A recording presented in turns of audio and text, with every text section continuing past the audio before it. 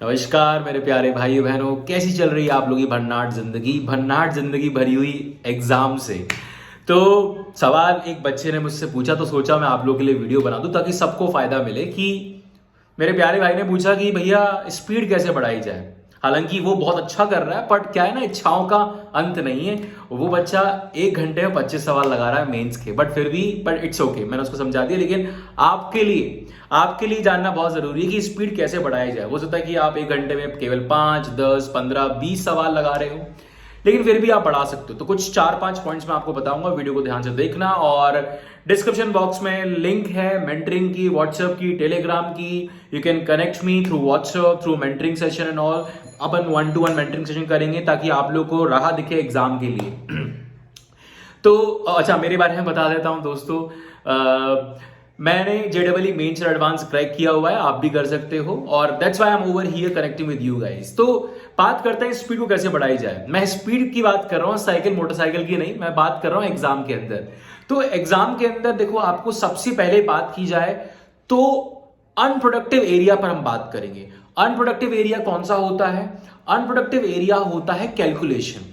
आपको सबसे पहले अपनी कैलकुलेशन पर काम करना चाहिए, नंबर 1 थिंग। अब कैलकुलेशन पर काम कैसे करेंगे? वैदिक मैथ्स। फॉर एग्जांपल मैं आपको बोलूं कि भाई मुझे बताओ 103 का स्क्वायर निकालना है, आप कॉपी पेन कर लो मैं, लेकिन आपसे पहले बताऊंगा 103 का स्क्वायर होता है 10609।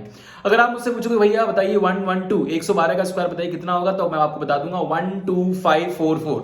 आप चेक कर सकते हो। अगर आप मुझसे भैया ये तो 100 से बड़े नंबर हुए, छोटे नंबर बता दो आप कितने 93 का स्क्वायर करते हैं, तो 93 का स्क्वायर होता है 8649। या मैंने याद नहीं किया है, मेरे पास टेक्निक है और वो टेक्निक से 2-5 सेकंड में आंसर बता सकता हूं। अगर आपको सीखना है तो आप मुझे चैट बॉक्स में लिखिए कि आपको टेक्निक्स ये मजा आया नहीं आया।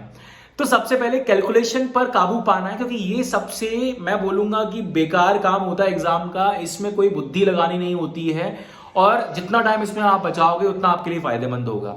दूसरी बात, हर चीज को लिखने की जरूरत नहीं होती। आप बचपन से क्या है ना कि आप बोर्ड एग्जाम दे रहे हो, स्कूल में घिसवा घिसवा कर आपको घिस दिया है, आपका दिमाग घिस दिया है पूरा का पूरा स्कूल के अंदर। हर चीज को लिखने की आदत पड़ गई है। अब आप जब क्वेश्चन लगाना शुरू करोगे ना, तो क्वेश्चन को जहां जहां लिखने की जरूरत नहीं है ना, वहां वहां मत लिखो। और जहां आपको लगता है कि हाँ ये पॉइंट लिखना जरूरी है, आप सीधा वो स्टेप लिखो। यानी जितना मेंटली आप कर सकते हो उतना आपके लिए प्लस पॉइंट होगा। क्योंकि मैं आपको सिंपल प्रोसेस बताऊं, पहले आप सोचते हो, फिर आप लिखते हो, फिर सोचते हो, फिर लिखते हो। ये टू एंड फ्रो प्रोसेस को कट करके सीधा आप सोच कर सीधा उस स्टेप पर पहुंचो जो आपका बहुत बड़ा इक्वेशन सा बन गया है, वो आप लिख लो।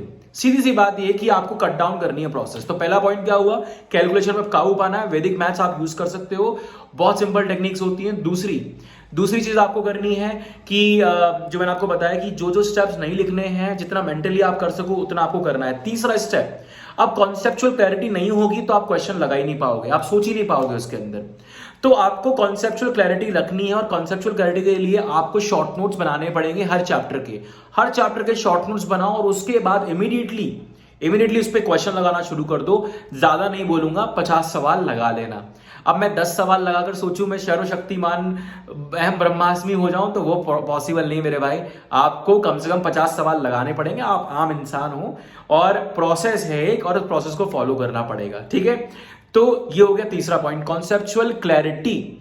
अब आती है चौथी बात, आप क्लॉक लगाकर सॉल्व नहीं करते हो। यानी कि आपको एग्जाम जैसे होता है ना, वैसे आपको अभी कैसे करते हो आप सॉल्व? बड़े आराम से धीरे धीरे लिख रहे हो, जिंदगी में मस्त हवा चल रही है, पंखा घूम रहा है, इधर से मम्मी दूध लेकर आ रही है, खाने की प्लेट आ रही है, उससे भी बातें कर रहे। नहीं, ये सब एग्जाम में थोड़ा ना मिलेगा। इतना प्यार तुमको एग्जाम में नहीं मिलेगा बेटा। एग्जाम में हंटर चलता है मास्टर का, वो एग्जामिनर का। तो आपको क्या करना है, जब भी आप जितने भी क्वेश्चन लगाओ ना अपने जीवन काल में, ध्यान रखना इस बात को कि जितने भी क्वेश्चन लगाओगे जीवन काल में, क्लॉक लगाकर करोगे। क्योंकि आपका समय बहुत महत्वपूर्ण है, और आपको पढ़ाई के अलावा जीवन के आनंद भी लेने मेरे भाई। तो जितनी जल्दी आप इन एक्टिविटीज को क्लॉक लगाकर करोगे ना, उतनी जल्दी आप इसको खत्म कर लोगे। क्लॉक लगाकर काम बहुत जल्दी होते हैं, ठीक है। ये तो एक 4 पॉइंट मैंने आपको बता दिए। इसके अलावा एक और पॉइंट है, ये कॉन्सेप्चुअल क्लैरिटी पर ही आता है, जिसको हम बोलते हैं कि आपको, एक तो मैंने आपको बोला कि नोट्स बनाने हैं, शॉर्ट नोट्स। 5वां जो पॉइंट मैं आपको बताना चाहता हूं, रिकॉलिंग। एग्जाम के अंदर रिकॉलिंग बहुत इंपॉर्टेंट होती है। यानी कि आपको जब भी आप बैठो ना, खाली बैठो या आप अपने दोस्त से बात कर रहे हो या अपने घर वाले से बात करो, उनको बोलना प्लीज 2 मिनट रुको, मैं आपको एक मस्त चैप्टर का ना पूरा फुल रिवीजन सुनाता हूं, पूरे जितने फॉर्मूले हो सकते हैं। अब देखो मैं आपको एग्जांपल देता हूं, इंटीग्रेशन की बात करता है। Integration is what f dash x dx is equals to f x plus c, then we have x power n dx is equals to x power n plus 1 upon n plus 1, integration of 1 by x is equals to log x। ऐसे आपको बोलना है integration 1 upon x square minus a square is equals to 1 upon 2 ln x minus a upon x plus a, integration of 1 upon x square plus a square is equals to 1 upon h inverse x by a। ये flow होना चाहिए। अब आप बोल के देखो, आप बोल के देखो, आप कैसे बोलोगे, ये साउंड आपका ज्यादा आएगा। समझ में आया? और मैं आपको बात बताऊं, कोई भी चैप्टर आप उठा लो, किसी भी चैप्टर को, मैं मैथ्स की बात करूं ना, किसी भी चैप्टर को मैं विद इन 10 मिनट्स खत्म कर सकता हूं। आपको ये चीज करनी है।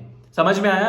तो पूरा समराइज करता हूं। पहला कैलकुलेशन, अनप्रोडक्टिव पार्ट। दूसरा मेंटल, जितना आप कर सकते हो, मेंटल वाला पागल नहीं, मेंटली जितने आप कर सकते हो सवालों को, जितने स्टेप्स आप मेंटली कर सको वो।